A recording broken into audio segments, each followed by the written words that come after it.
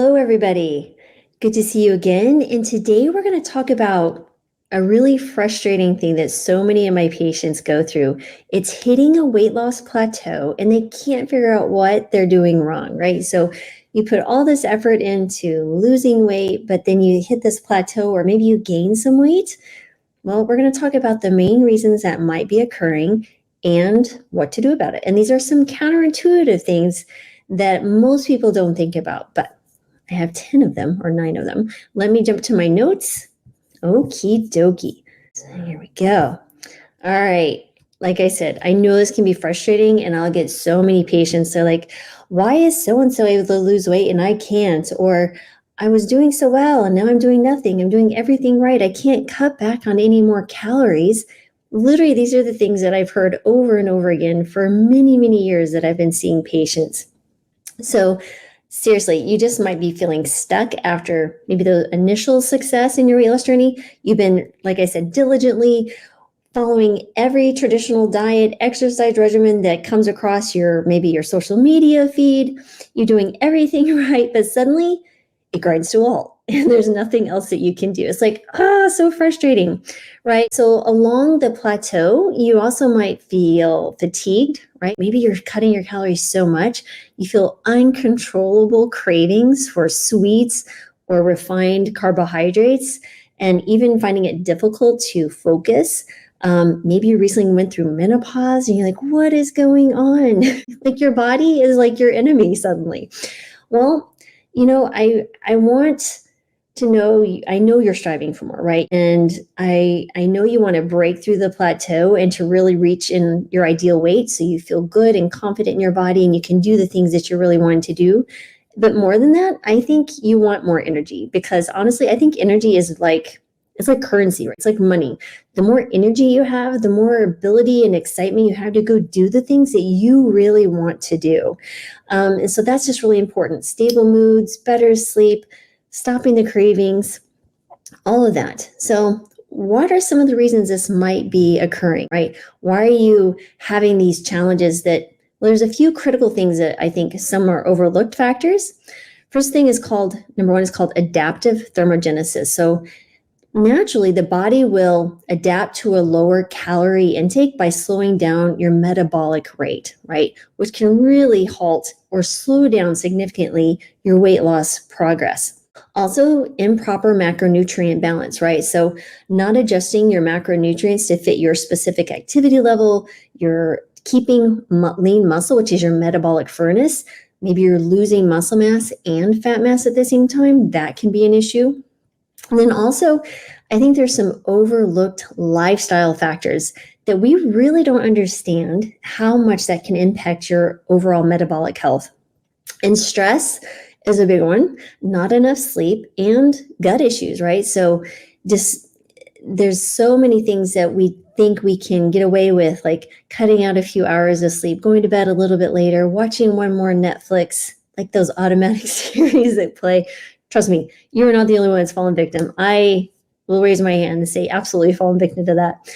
But with all of that, well, what can you do? Well, I have some counterintuitive strategies for you.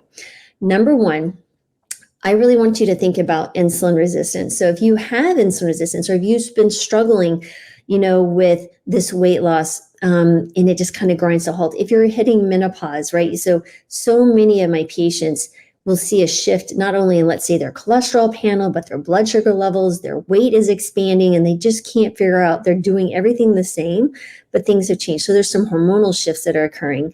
And menopause absolutely increases your risk for insulin resistance. And as many of you know, I love to talk about insulin resistance because it's such a cool thing, not a cool thing.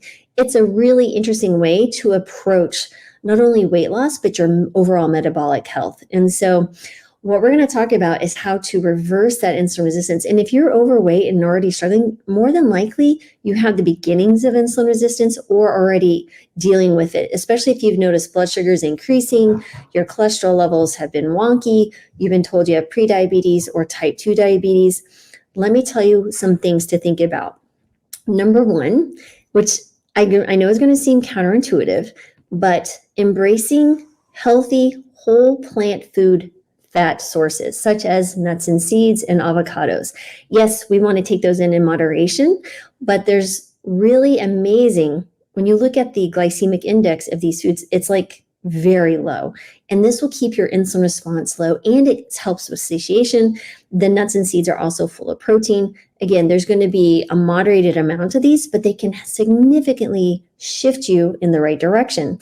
So many of my patients are fat phobic. And again, we have to understand there's a different way, there's different types of fats, but these are very good ones. They also, nuts and seeds come with wonderful minerals and things that you may not get from other plant sources. And so I really wanted to highlight that piece.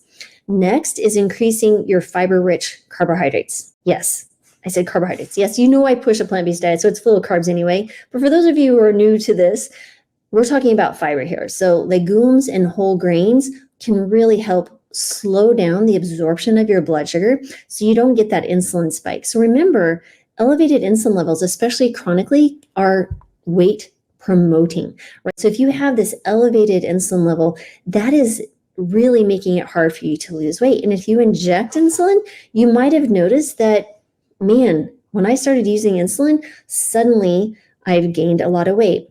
Perfect example, had a patient just this week. He was on previously over 40 units of insulin. Within 3 weeks of increasing plants, we were able to stop all of his insulins, and his blood sugar is better now off of 40 plus units of insulin than it was with all that medication. And I have other stories, patients who embrace this type of eating, stopping 60 units of insulin in 72 hours. Yes, you'll see prediabetes reverse itself in 30 days. So anyway, increasing fiber, guys. We walk around in a fiber deficient world. Let's go. Next would be intermittent fasting or time restricted feeding.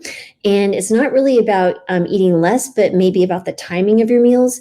If you look at the research, if you eat more in the morning, so eat like a king in the morning, a queen at lunch, and a pauper at night, you will find that your metabolic health improves. There is some interesting science behind that, but I did want to highlight that for you as well. So you might want to consider that.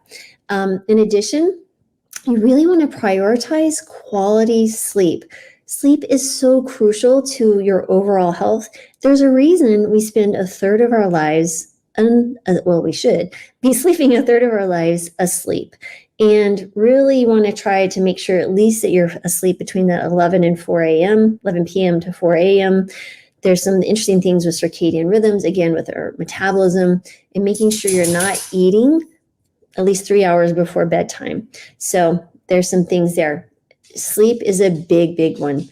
And then really thinking about reducing meal frequency. If you're doing a lot of snacking or if you're eating frequently throughout the day, that really does increase your insulin, right? So if you think about your eating food, your insulin stays elevated. So gives your body a chance to rest and digest.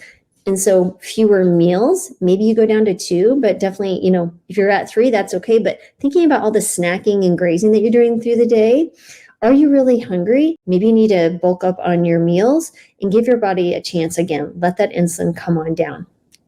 Next is incorporating, if you can, physically can, high intensity interval training. The cool thing about this really boosts your muscles' glucose uptake of blood sugars, right? So that'll also make you more insulin sensitive and your insulin will decline. But any type of exercise or movement will do this, but high intensity will get you there with a little bit less time investment. So if you're really in a time crunch. So there's some things there to consider.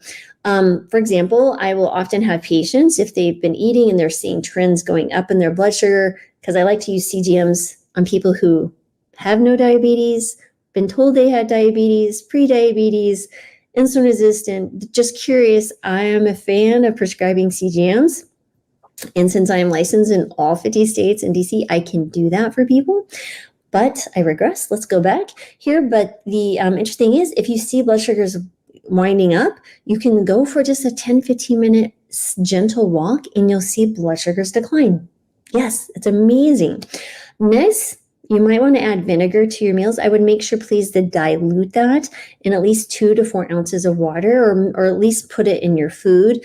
That can, because of the acid, you want to be very mindful of your esophagus linings. But anyway, what that does is it slows the digestion of carbohydrates, which can help with that insulin spike. Next is managing stress and mindfulness and meditation. I literally could talk about this for hours. It's one of my favorite subjects. Mindfulness practices have literally changed my life, especially in the last year. And I love talking about it, guys. So again, mindfulness practices is so incredible. It just changes your entire outlook of life. Stresses aren't so much stresses anymore. Lots of things to do that. So mindfulness apps, meditation. I'm less in the meditation myself, but I love to do like mindful walks every morning. It really sets my intention for the day, and it just can really shift your whole outlook. And when you're seeing things in a more positive light, more positive things just seem to flow. That's all I can say on that. Next is really, this is kind of fun. I know there's a lot of this going around, is the cold exposure, but that really can activate brown fat, which can help with your glucose metabolism. Me personally, I will do cold water. I splash cold water on my face since I was a kid, but full self-immersion, I haven't joined that yet. I should. I've been told you could do the shower thing, but for those of you who are a little bit more brave, try it out. It might be helpful, but the brown fat is a different type of fat than the other fat that stores fat for energy. And on occasion, there might be some supplements that might be helpful. Again, I'm not a big fan of pushing supplements. The ones that I've seen to help with insulin resistance are like berberine or amla powder. Again, typically you want to make sure that and check in with your healthcare provider that something that might be there. So really, that's kind of it. So really, by adopting some unconventional, strategies, you really can address insulin resistance from multiple angles, right? Not only enhancing your weight management, but your overall health. And I'm really excited. I put together a free masterclass that you can see the link below wherever you're located. And it's where I go over the 5 steps to mastering your metabolism and losing weight. I also talk about the 4 biggest mistakes people do in their weight loss journey. And we talk about how to overcome them. So I hope you'll check it out. It's free. Again, the link is somewhere around here. And this was born out of months and months of working with patients all about, glucose metabolism, insulin resistance, weight loss. And we also talk a lot about their cholesterol levels and how that can be impacted by insulin resistance. Put it all together. This free masterclass. I hope you check it out. 5 steps to mastering your metabolism and losing weight. So I hope to see you there. But I will be back again later, and you guys have a wonderful, wonderful rest of your day. And as always, thank you for your time. And I'm sending you peace, joy, and love and healing because we all need more of that. So have a good day, everyone.